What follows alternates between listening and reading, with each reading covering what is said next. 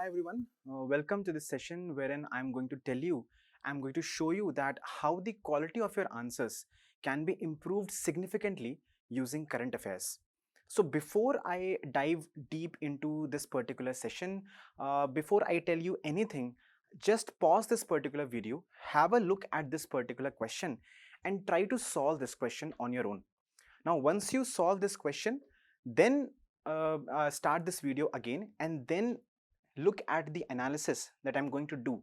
I'm going to compare an answer wherein you are not using current affairs vis-a-vis the answer wherein you use current affairs, and then we will see how exactly the quality of the answers improves significantly. So just pause this video, have a look at this particular question and then try to solve, try to brainstorm, try to write certain points logically from whatever you have read. It's not that difficult a question, it's a comparatively logical question which you can solve. So let's start solving this particular question. Now, I hope you would have solved this particular question and then only you are seeing this particular video. Now, what does the question say? The question is on climate finance, okay, which is a current affairs based topic which is going on in the news recently, right? Several COP, the meetings are being held. Even the COP 30 is going to be held in November this year. So this particular topic is in the news quite frequently. So now let's have a discussion as to how to solve this particular question from both the perspective. A student who has not read current affairs much and from the perspective of a student who has read current affairs a lot. Okay, let's read the question. The question says that climate finance is no longer just an economic issue, but a test of global trust, justice, and political will in light of recent global climate negotiations. So basically it's a recent questions asking from the current affairs perspective. Okay, critically examine the challenges. Okay, what is the first part of the question? The first part of the question is you have to address the challenges. Okay, challenges in what? Challenges in delivering adequate climate finance to whom? To the developing countries. So what is the first part of the question? The first part of the question is asking you to write the challenges which are there in delivering adequate finances, adequate climate finances to the developing countries. Okay, what is the next part of the question? The next part of the question says that also suggest measures. Okay, since there are certain challenges in delivering the climate finance, suggest certain measures to ensure equity, transparency, and effectiveness in climate finance architecture. All right. So now, if I just consider myself as a person who has not read current affairs at all, I'll just go through logical understanding of this particular question. So can I say that if I write climate finance, okay, if I write climate finance, and let me break down climate finance, what exactly is the meaning of climate finance? That is what we have to do in the mains answers, right? We have to break down words and then write multiple points over it. That is what we learn in the classes as well. So if I talk about climate finance, it will of course talk about the amount of fund, basically how much of the fund is coming. So the first thing I can talk about under climate finance is the amount of fund. I can also talk about the type of fund. Type of fund means maybe it can be loans, it can be grants, that kind of a fund. Now this type wala aspect will come to your mind only if you have read something in current affairs with respect to climate finance. So it might not come to the mind of each and every student, but it's fine. I'm assuming that you have read something. I'm writing two aspects under climate finance. First is the amount of fund. There might be challenges or discussions with respect to amount of fund.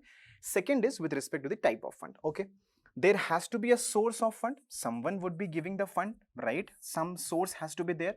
So for example, the source could be of course the developed countries, right? That is the biggest source, the developed countries. There could be if you have read in your static portion, there are multiple climate finance funds like the GCF and the GEF, which is Green Climate Finance and the Global Environmental Facility. Okay, multiple other funds do exist. For example, the MDBs, multilateral development banks, for example World Bank, NDBs, AIBs, ADBs, all those kind of banks are there, correct? Now this is the portion wherein the source of the fund is there. Now we'll talk about a third aspect. So this is the first aspect, the second aspect about climate finance, and the third aspect about climate finance could be the application of fund, where exactly the fund is going. So think about it, where exactly do we, for what purpose do we need climate finance? We need it for a normal student. You would obviously remember that we need it for adaptation purposes, isn't it? That is one area where we need climate finance. We also need it for the mitigation purposes, isn't it?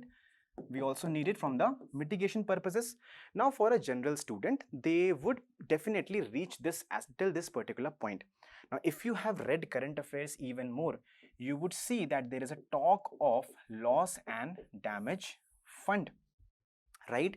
That is a new aspect which is getting added in terms of climate finance, correct? So if you have read current affairs, you would reach that particular point as well. If you have read current affairs even further, even with more enthusiasm, let's say with more interest or with more depth, you would also see that there is talk about biodiversity fund.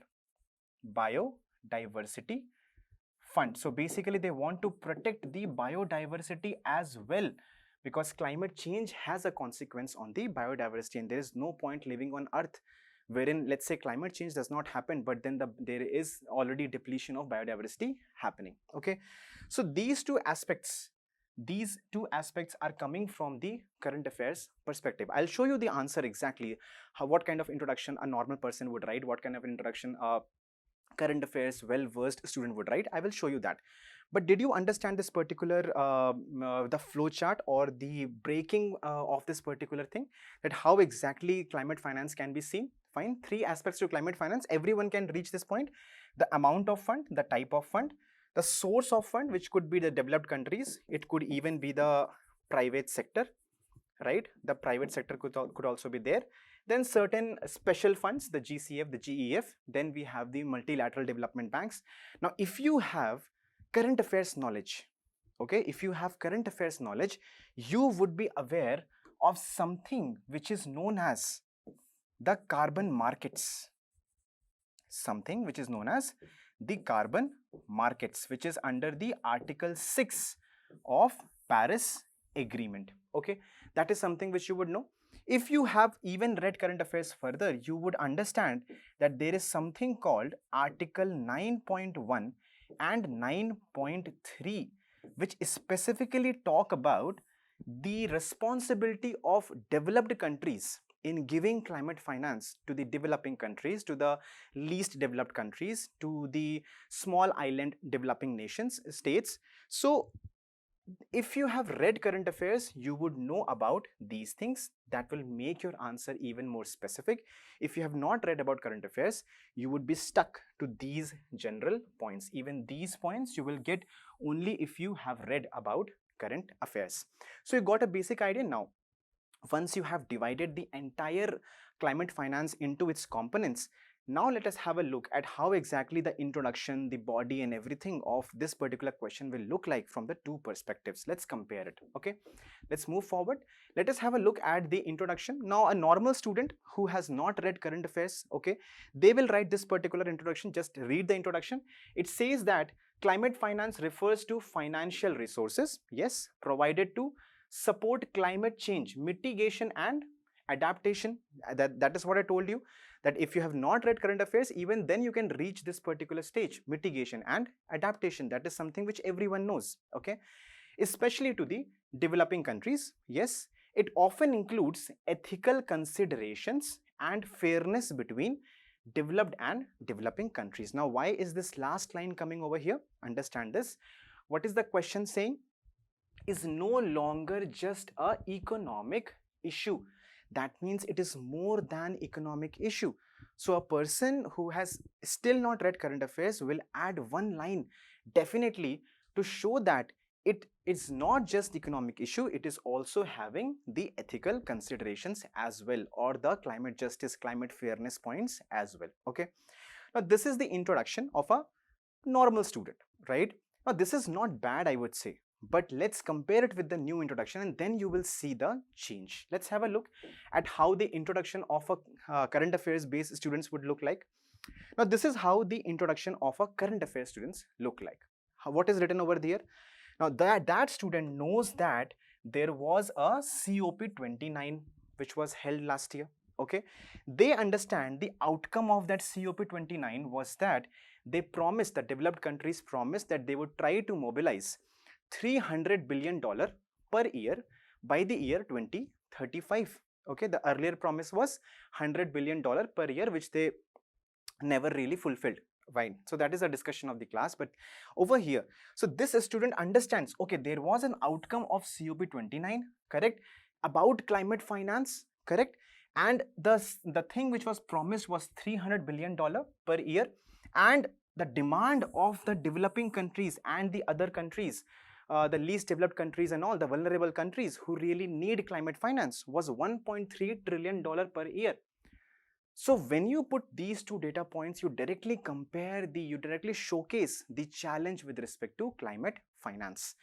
You tell the examiner that I am aware of what is the challenge with respect to climate finance and what is going on in the current affairs. Okay. Read the next line.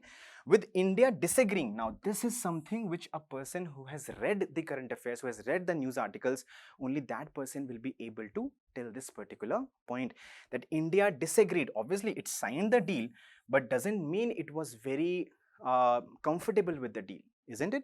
So, India showcased its disagreement very, very clearly, that whatever you're giving in this particular COP29, this is something which is not acceptable to us, the developing countries, the least developed countries. So this point, when you put over there, you're bringing in the Indian aspect to it. You're talking like a bureaucrat. You're talking like a bureaucrat of India, right?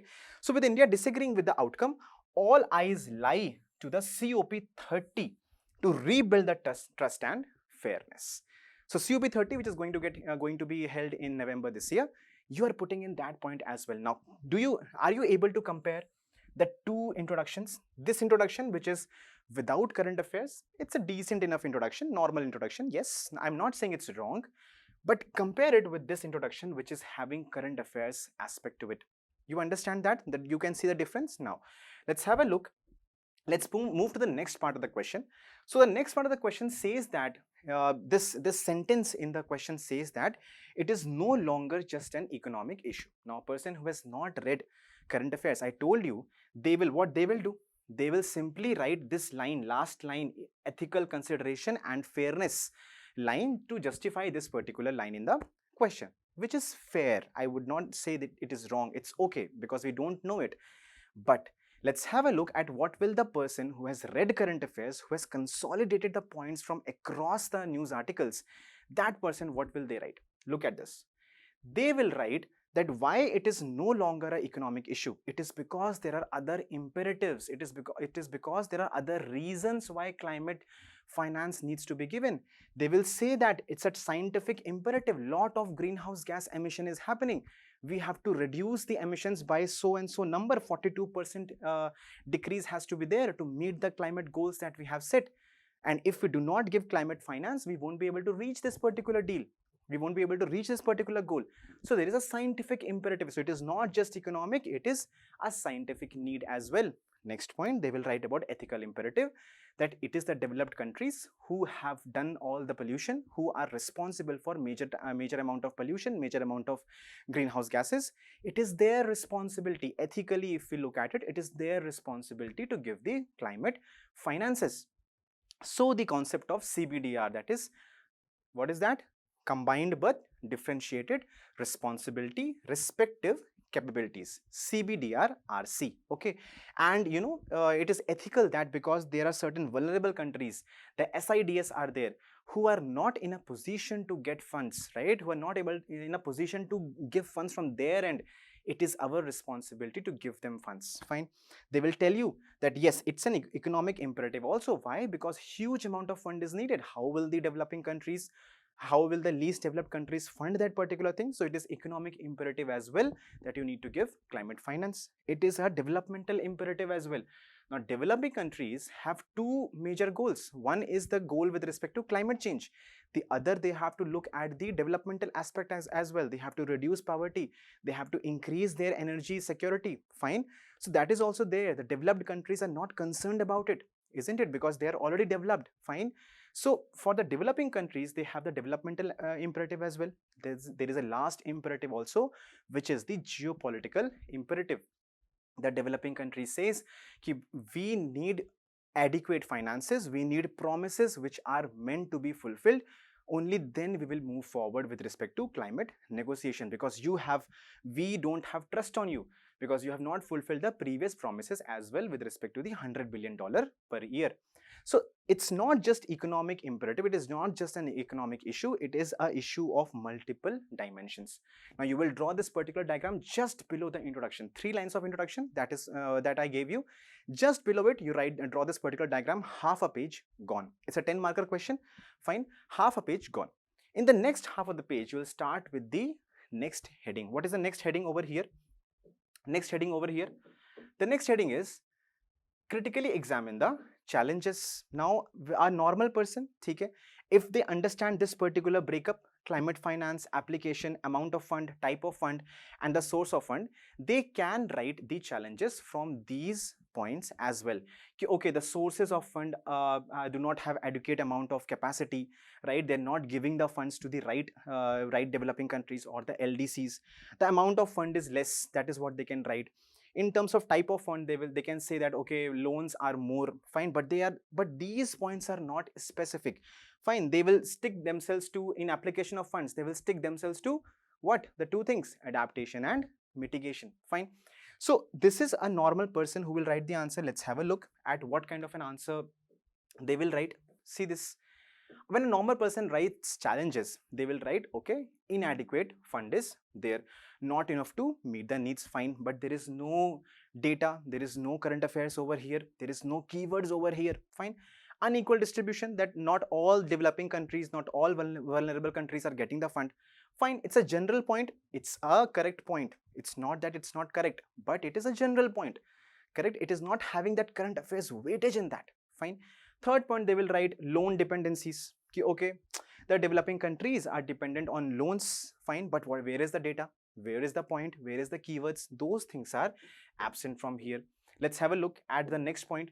Lack of trust. Okay, the developing countries do not trust the developed countries. Then private sector hesitation, fine, because the climate change projects are comparatively risky, therefore the private sector is not interested in giving the funds, fine. This is the answer, which is, I would still say it's not bad answer, it's not a wrong answer, but when we compare it with the answer of a student who knows current affairs, who has read current affairs, who has consolidated the notes of current affairs, let's have a look at that answer. Fine, let's have a look at the current affairs impact. Now, this is the answer of a student who has read current affairs, who knows certain data points, who knows certain keywords, who knows certain specific points in the challenges, and just have a look at the quality, how the quality of the answer improves. Okay, just see this. Quantity versus quality mismatch, fine. They are writing this particular data point, the $1.3 trillion per year data point, and they're writing, okay, 70% of the finances is through loans. This data was missing over here. They have not written any kind of data over here. This is missing over here, fine. Next point, adaptation neglect. Fine, adaptation neglect. Now for the developing countries, it is more important to give funds for adaptation rather than mitigation. It is our economic survey also said the same thing, fine. But we also know the data point that only 10% of the finances are given for adaptation, which is our urgency for developing countries. Now this point you would only understand when you read current affairs, when you read the opinions, when you read the editorials, when you understand the crux of it, fine. Let's have a look at the other points which are there. Structural issues. Now this is the point which a normal student would not be able to write, because they have not read multiple articles or they have not read multiple opinions, and they have not gotten into the depth of the current affairs. They cannot write that okay, GCF, the GEF, the funds that we have, they will only write okay, they have less capacity, but they cannot write that there are certain structural issues over there. It is difficult to access the fund from there. It is difficult to prove the authenticity of the projects by the Least developed countries, lot of paperwork is involved, so it is very slow and bureaucratic, a point which a current affairs students can write. Okay, no unified definition of climate finance. It is a theme, it is a point which is going on. Climate finance taxonomy, even the Indian government is coming up with a climate finance taxonomy, so that we can distinguish between what exactly is a climate finance and what will not be calculated in climate finance, so that we can be accountable towards climate finance, or we can make the developed countries accountable towards climate finance. So this point, because if you do not have definition, greenwashing, and the funds will come, they will become under reporting of the funds will be there. Fine. So that is the problem, right? And this point can be written by a person who has read current affairs. Next point is credit rating bias. Now those countries, the least developed countries, the developing countries, they do not have good rating. Fine. If you do not have a good rating, you won't get loans which are cheaper, or maybe you won't get the loans at all. So that is the problem which the developing countries or the least developed countries are facing. Now this point comes when you read current affairs, correct? This is a genuine, specific, on ground point. It's not a general point. Fine. So these points will come to your mind when you really read current affairs. So can you see how the quality of the challenges, how the quality of the answer significantly rises? The answer becomes very specific when you push in the current affairs with respect to your questions. Okay. Now the third part of the question, it is, what does it say? Suggest the measures. Okay. Now let's have a look at the answer. What a normal person would write. They would write, okay, increase the funding. Obviously, with respect to climate finance, obviously we need to increase the funding. They would write, okay, instead of loans, give grants. That is fine. That is also a correct answer. Okay. Monitoring mechanism has to be there. Okay, how much funding is coming in, who is giving the funding, and is the funding being used for the right purposes and everything. So those kind of monitoring mechanism they can write. Then they can write the capacity building. I told you these least developed countries are not able to access the fund because of the bureaucratic processes. So we need to build the capacity. That's a normal answer, normal measures given by a normal student. But what if a student has read current affairs? They can bring in the point of Article 9.1 of the Paris Agreement, which says that it's the responsibility of the developed countries to provide for fund. Provision is the word used over there. That means if the fund is coming from the developed countries, they will be coming in the form of grants and not loans. Because if you get the funds from private sector, they will obviously give you loans only, correct? And that is an additional burden on the developing countries. So you can bring in Article 9.1 of the Paris Agreement. You can bring in this particular fact that they're trying to, there is a call for tripling the adaptation fund by 2030. Don't just write, okay, the adaptation fund has to be increased. Why write this specific point over there? Okay, this comes from current affairs. Then the MDB point, I told you, a normal student would not be able to write the MDB point, because that is what you get when you read a lot of current affairs. Okay. MDB is the Multilateral Development Bank. So we need to recapitalize those kind of banks. Then you can write, now again this point, the UNFCCC process, reform in the UNFCCC process. This again is a current affairs based point. It's more specific, it is on ground, it is more practical. Exactly what is happening in those meetings, it is coming from that place rather than being a general point. Okay, so that the negotiations which are being held over there in the COP meetings, they are more favorable to the climate justice, climate fairness. Okay. Now this is strengthening the local capacity, which is the same point, capacity building, but we have added one more word over there, which is JET, or the just energy transition. So the developing countries cannot immediately switch from fossil fuel based to renewable energy. We cannot do that. Right? So there has to be a just energy transition, fine, and the funding has to be given for that particular purpose. So do you understand now how exactly the quality of your answers improves significantly when you go for current affairs inclusion into your answer? That is the role which current affairs plays in boosting your marks like anything. Fine. So over here, I would generally tell you that there are three types of current affairs based question. First question is a direct current affairs based question. Okay, the question itself is on a current affairs topic. Second is wherein the question is static, but it is derived or inspired from current affairs. Whatever was there in the news, in the current affairs, you are getting a static question from that particular topic. Okay. Third is wherein you are supposed to use current affairs in your answers. It's a static question. Fine. The answer will also be probably static only. But then if you include current affairs, points, datas, speeches, opinions, right, case studies, if you include those things in your answer, the quality of your answer goes up. Let's have a look at certain examples. So over here, this particular question, it's a 2025 prelims paper question only on the Majorana one chip, right? It is from the quantum computing aspect. Now directly it's a current affairs based question in the prelims examination. Just have a look at this particular article. This article was there. You can answer the question from there. Fine. But understanding of this question, now in this particular article, the name measure on a chip and the name of the company would be given, which is Microsoft. Okay.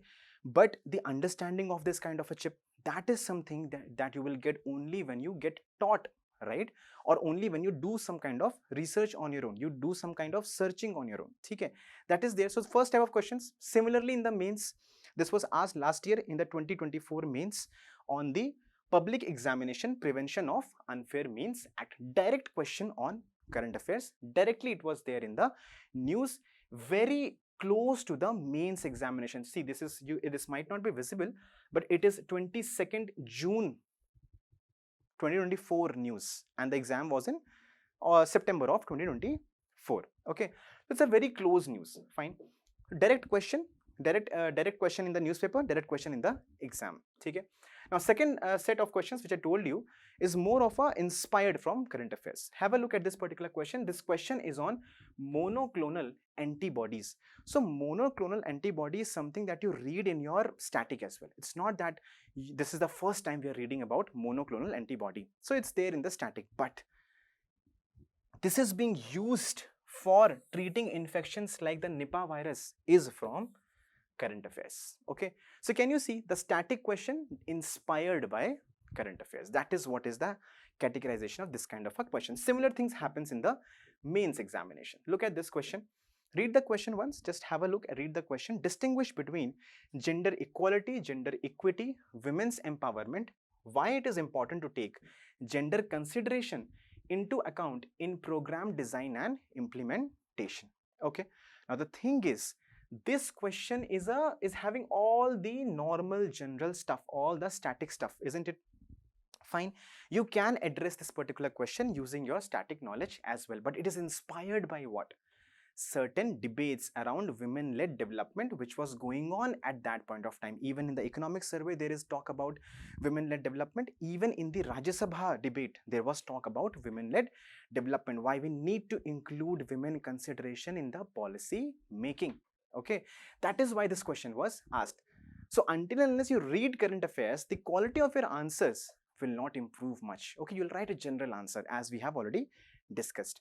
The third type of current affairs question is a question wherein you use current affairs in the static portion. So if you read this particular question, what is disaster resilience? Okay, it's a static concept. Fine, it's a static concept, right? And describe various elements of disaster resilience framework, and with respect to mention the targets of Sendai framework. So Sendai framework, anyways, it's a very old framework now, so it has become part of the static only.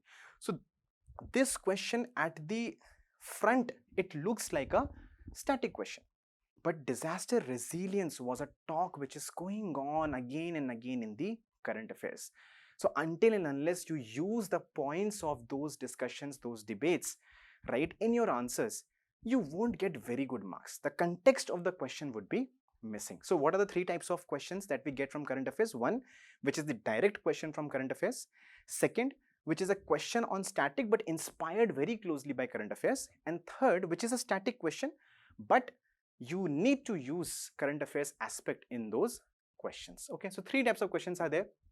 Now, what is the weightage of current affairs in the examination? Approximately, I would say 30 to 40% is direct weightage. Find direct questions from current affairs, 30 to 40% both in prelims and mains. Let's take a rough figure.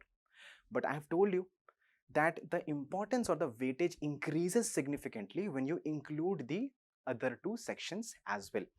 Those sections are the current affairs, the static inspired by current affairs, and the current affairs which is used in the static. When you include these two, then the weightage of current affairs rises to 60-70%, because even your static answers are incomplete, or not of that quality if you do not include current affairs. That is the importance of current affairs. Okay, so in terms of direct weightage, it is somewhere around 30 to 40%. Let's take the rough figure of prelims and mains both. But when you look at the real indirect impact of current affairs, it raises the weightage to 60 to 70%. Now, how do we tackle this particular problem? What are the practical difficulties in studying current affairs? What are the practical difficulties in incorporating current affairs in the answers? I've already shown you the answer before. Okay, so first difficulty that you would face when you read about current affairs is which topic to choose. Every day you will have 10-15 articles coming up in the newspaper which you might feel they are important. Find which one to choose, which one to focus on from the exam's perspective. Now, to do this, you need to have a very clear-cut understanding of previous year questions. You need to have a very clear-cut understanding of the intention or the inclination of the examiner. If you can get that particular thing, yes, you can predict the question, or at least you will be able to prepare the most important questions. But that requires a skill, that requires time, fine. Or if someone can tell you that aspect, okay, these questions are becoming important because of so and so reason. So topic selection is the first difficulty that you would face. Second, even if you select the topic, the second difficulty that you will face is with respect to scattered sources. One article on 15th of a month, second article on 25th of a month, third article on after 3 months. How will you consolidate it? It is so scattered. 1 point in one article, 2 points in the other article, fine. So the return on investment of reading every article from that particular topic is less, because that article might be a repetition of the previous article, but some new point will come in. So either you do that particular hard work, or you delegate this particular hard work of finding out the important points from those articles and giving you the crux of it. Okay, so scattered resources is the second problem, and the low ROI on the number of news articles that you have to read is the third problem. Then comes the problem of consolidation. Now, even if let's say you are reading, you are very hardworking, you are reading all the articles and everything, consolidation at the right spot कि okay, challenges के सारे point एक साथ आने चाहिए, ठीक है? Issues, all points of issues, all points of way forward, or all points of reasons, factors, importance, they should come at one place. Only then you will be able to consolidate, only then you will be able to recall, revise properly, effectively. Consolidation in current affairs becomes a challenge because the resources are scattered across the year. Okay? So that is why it becomes a challenge. Therefore, note making becomes a challenge, and regular updation becomes a challenge. Now you might be reading something, some article, some data points. Suddenly a new document will come. The data are going to change, right? How will you keep updating all of those things? So that is why current affairs, it's very important. I showed you in how it increases the quality of your answer, but it is difficult at the same time to really study it effectively. Okay, so what exactly is the solution with respect to that particular thing? So let me take an example of this particular news which is going on around India's nuclear program or the nuclear energy mission of India. Certain changes are happening. So for example, the government is trying to change the nuclear laws that we have. Okay, the Atomic Energy Act that we have, or the Civil Liability Act that we have. So government is trying to bring in certain changes. Okay, Civil Liability Act. Now there is certain target which the government has set up, 100 gigawatts of nuclear energy by 2047. Okay, then there is a talk about small nuclear reactors which is going on, and there is talk about including the private participation into the nuclear energy ecosystem of the country. Now these news articles are coming at different aspects, different points in the entire year. You finally have to write an answer including all those points in a proper structured manner, right? That is where the difficulty comes in. Now I have shown over here just 5-6 articles. There are n number of articles which are coming from nuclear energy, right? One aspect in one article, other aspect in other article, like that it keeps changing, correct? So that is why it becomes difficult. So what are we going to do in the classes? So have a look at this. This is the screenshot of the kind of mind map that you will get in the classes, in the smart current affairs classes. So consolidating everything which is going on in that particular news in a very structured manner, so that it develops the, so that it's not just delivering of the facts, but it is actually delivering of the understanding, the underlying understanding of that particular topic, to understand that topic from its very core and how everything is related. Okay, that is what we are trying to do in the classes. So you might get handouts, printed handouts, you might get mind maps, fine. You might be given dictation in the classes, depending on the faculty, depending on the kind of topic which is going on, depending on the kind of subject which is going on. But these kind of mind maps, these kind of handouts help you consolidate everything in a very, very good manner. So for example, when you're reading about the small modular reactor, there is a comparison given between the Bharat small reactor and the Bharat small modular reactor. For you to find this particular information, it will take certain research. Okay, what is the exact difference between them? What is the target of the government with respect to these two? Which one is more favorable for India? Which one is not? What is the government doing with respect to these two things? So it will require certain research. It will require certain time for you, and time is the most limited resource in this particular preparation. So you get everything consolidated in the form of table in this particular mind map. Okay, you get the information about India's foundational program, the 3-stage nuclear program, fine. You get the information about the changes which the government is trying to do with respect to the nuclear energy acts or the regulation with respect to nuclear energy in the country. You get a consolidated viewpoint, fine, and you get in a manner that it will stay in your mind, fine. It will be easier for revision during the examination, before the examination, fine. Then you understand the issues with respect to nuclear energy, right, in a form of a very well structured handout, very well structured mind map. So this is something that will stay in your memory, stay in your visual memory, and you will be able to recall the points in the right sequence, in the right flow, fine, during the examination, fine. Now let's take another example, which is the example of climate finance. I gave you the question of climate finance, fine. Now if you had to solve that particular question and you need to bring in those points which I gave you, you will have to go through a lot of articles. Look at the number of articles that have been that have come. The Kali fund is the fund which I was talking about, the biodiversity fund, fine. Then what is the issue with respect to climate finance in this particular article, fine. Again, COP29 and the climate finance issues, right. Then Baku to Belem is the next. COP30 is going to be held in Belem. Then the India's disappointment with respect to the COP29. So you need to read a lot of news articles and then you will get 1 or 2 points. So then in the classes, what we'll do, we'll culminate everything into a mind map or into a structured, into a very crisp handout, fine, just like I showed in the nuclear energy. Similar, everything is given over here, the flow of the information, how the understanding has to develop, the solutions, what exactly is the problem, right, and the same thing will be explained in the classes. Okay, now over here you understand, I told you mitigation and adaptation is something that you will obviously reach, but the loss and damage fund and the biodiversity fund is something that you will take some time, or the energy security with respect to just energy transition.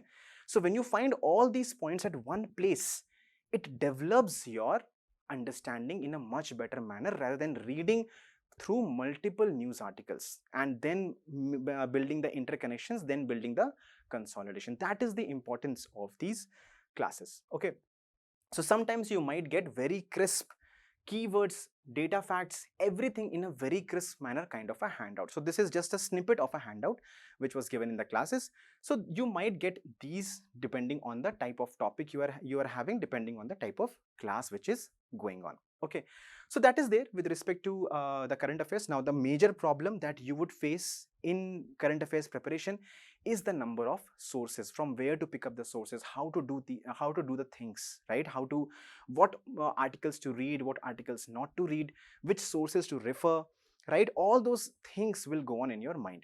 So how will the classes help you is that you can leave that job to us. So now this might be very small to you, might not be very visible, but I'm just showing that we cover multiple sources, from Diplomat to the Down to Earth, to Indian Express editorials, to PIB, to Sunset TV, to the Hindu.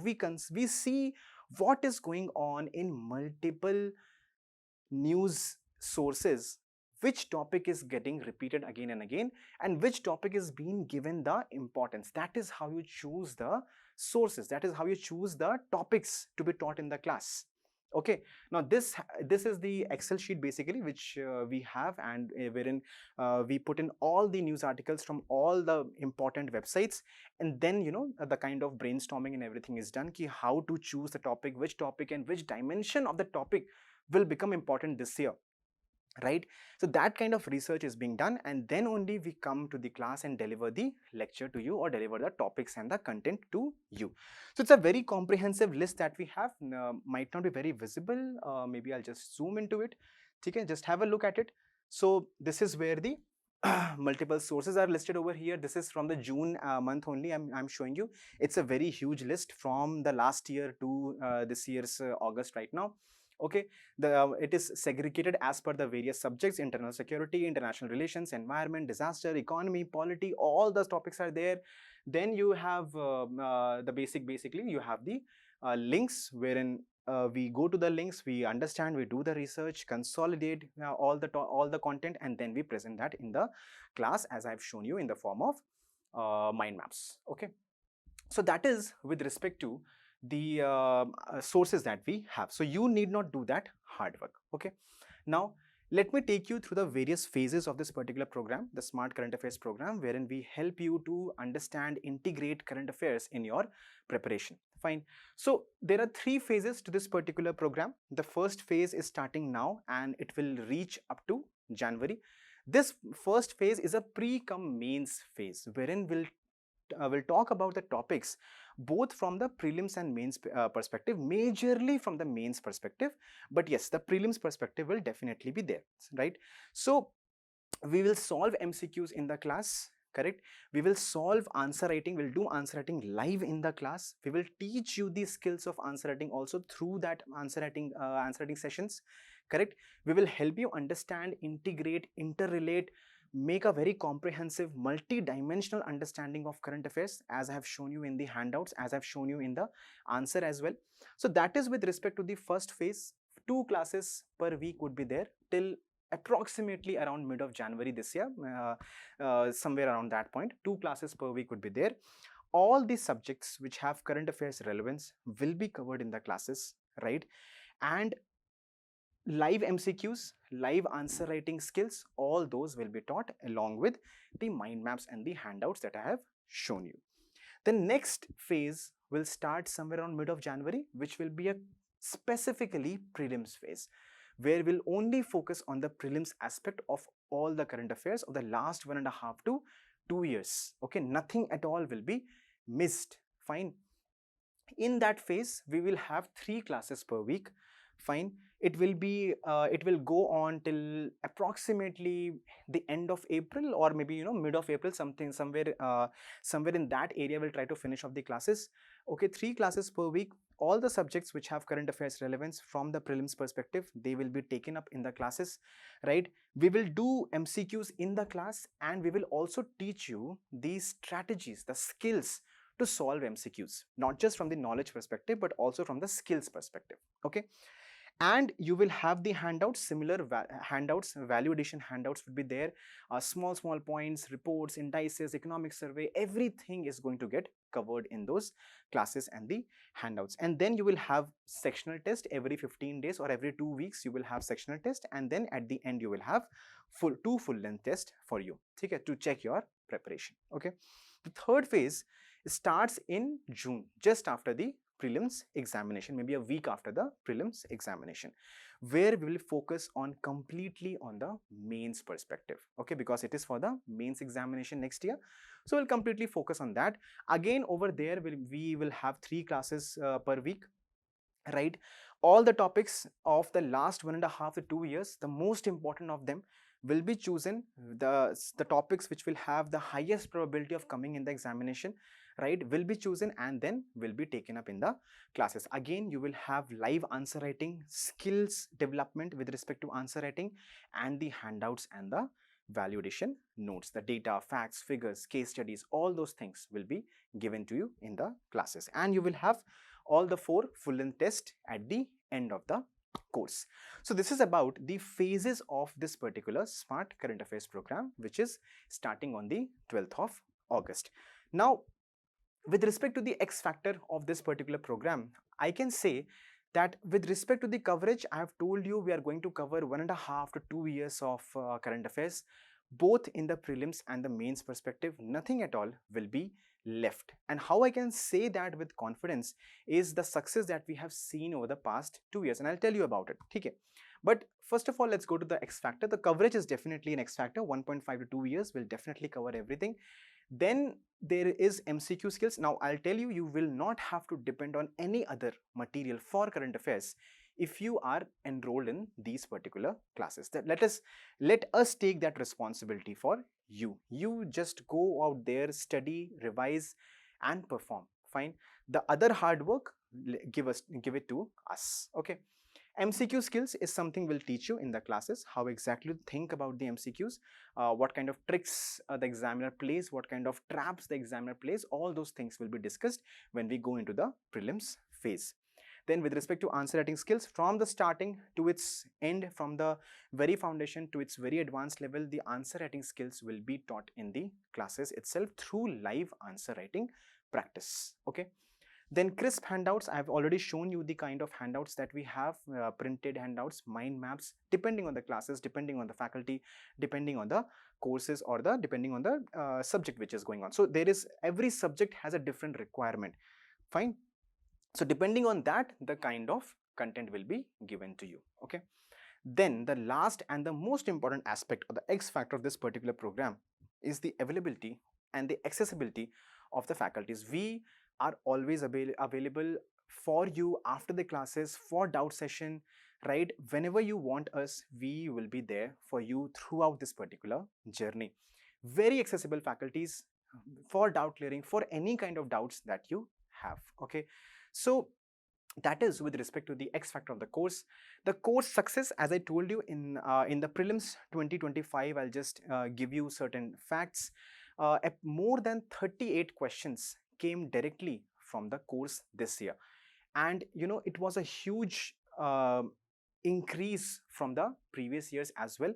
So we have trust over our processes, the kind of topic listing that we are doing, and I showed you that Excel sheet, and the kind of research that we do before we take up the topic in the class. I'm pretty sure that we have a good command over what kind of questions can come in the examination. Now, with respect to the mains 2024, the success says that more than 25 questions, more than 300 marks question came last year. This year, we are hopeful. Let's see how many questions will come. But last year, data shows that more than 25 questions came directly from the classes and the handouts. And with respect to the final selection in the 2024, we have more than 50 selections from the last year's course. Let's see how much happens this year. But certainly the processes in the program, the dedication of the faculties and everything is something that we can trust on the entire program for our current affairs preparation. So the course is starting, the batch is starting on the 12th of August this year. Just 12th of August. Now I'll just show you some clips, basically some slides, just to show how just few examples of what kind of questions came directly in the examination from our classes. So if you have a look at the Majorana one chip question, it was directly taken up in the classes. This is the PPT from, this is the screenshot from the PPT of the class itself, right? Let's have a look at this particular question in the mains examination, the Public Examination Unfair Means Act. Directly this question was dealt in the class. This is the screenshot of the handout of the last year, basically, right? If you look at this particular question of the Nipah virus, the monoclonal antibody, again that question was discussed properly in the class. It was there in the handout as well. Just have a look at it. Nipah virus and the monoclonal antibodies which are mentioned over there. Okay, so this was discussed. Then this particular question, the women-led development question, again, as I told you, it's a discussion around women-led development. Again, exactly same topic was taken up in the classes and it was there in the handout as well of the last year's mains 2024. Similar with the disaster resilience question. Directly this question was from the classes, from the handouts that is represented over here. Fine. So this is the type of mind map that I have just shown you, and yeah, that's all about this is basically I was trying to tell you that what is the importance of current affairs, not just from the perspective of the number of questions which are coming, but also from the perspective of how it significantly improves the quality of your answers. So whatever you do, like whichever course you choose or whichever way you try to study current affairs, my request is, my suggestion would be that do include the current affairs perspective in your answers to make it a more interesting, more valuable, answer with a lot of weight, right? That will give you good amount of marks in the examination. So I have shown you how the answers quality improves. I wish you all the best with respect to the current affairs preparation, with respect to the entire preparation that you have for this year or the next year's UPSC's examination. So wish every student very all the very best. So thank you so much for the patience. I hope you have learned something from this particular video. See you in the classes soon. Thanks.